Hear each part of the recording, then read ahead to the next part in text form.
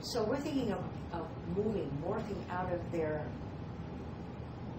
sclerotic administrative model, and where everybody, it's not appropriate, it doesn't advance itself, it's too pure, right? It's a little Swiss.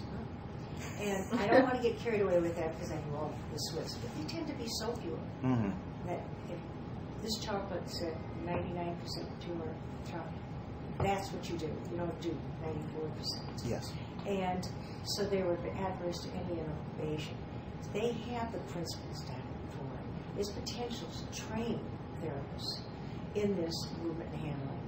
And allow them to get extra credits. Sure, Ability Lab has a whole, what's it called?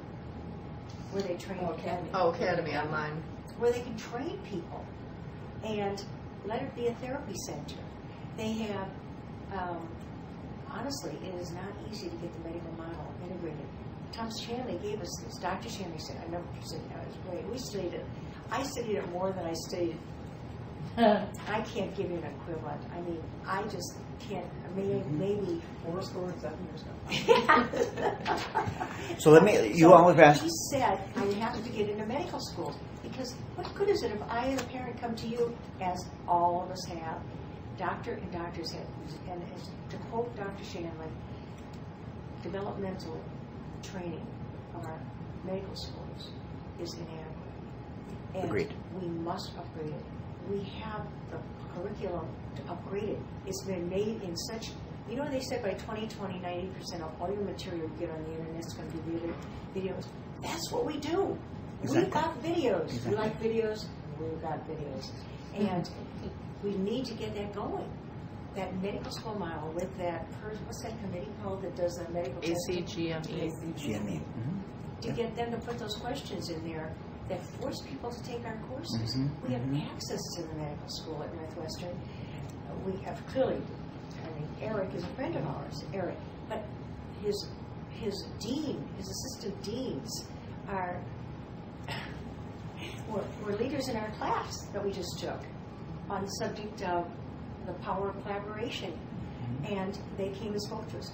Frankly, it's really just sitting there waiting for us, all of these plums to pick.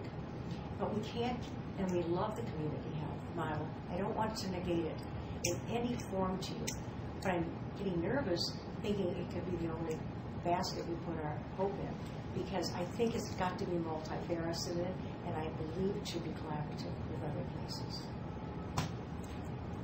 Beautifully said. I feel bad that I'm going to need to leave here in about 10 minutes. My son is expecting me to pick him up from where he's taking his trombone lesson. So I'm going to have to try to draw this particular conversation to a close. I want to emphasize a couple really key points and get back to this fundamental question of, well, so what can we do and how can we collaborate? I know that you all believe really strongly and appropriately so in what you have built in Pathways. I have to say, for me, what you have built is an inspiration. Good. Okay? That makes us happy. I was trained at Boston Children's by the people who T. Barry Brazelton trained. Peter Gorski, who was Peter. Do you know Peter Gorski? No, but you've mentioned he was trained by Barry Brazelton. Exactly. Our first chairman of that roundtable. So I feel like I was blessed to have fantastic training in developmental pediatrics, but I know from crossing the paths of hundreds of pediatricians since that most did not have that. And yet, what you all have built, which fundamentally, instinctually reaches out to parents, is the inspiration for all that I've suggested about trying to change the model. Okay, my sense is that you've asked me to get involved here and asked Lurie Children's to get involved in order to change the outcome for more kids than you've been able to touch so far. So that's what I've proposed to do, essentially, through a multifaceted model, because we don't know what's going to work the best. We also know that there are several gaps. So what we can do together is to work on those gaps, work with wonderful partners who are in many cases part of your round.